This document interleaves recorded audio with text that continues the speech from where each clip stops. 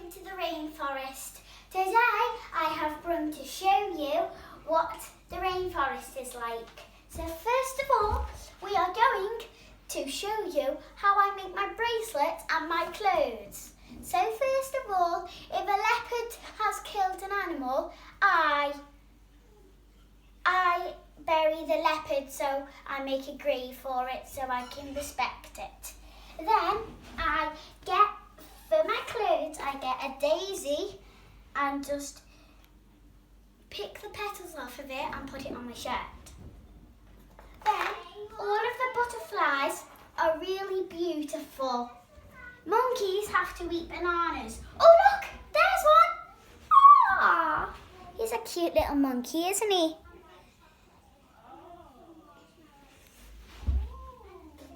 And the monkey has to stay in the tree. But sometimes it climbs down to get more bananas and climbs up another tree. Here are some leaves from the tree.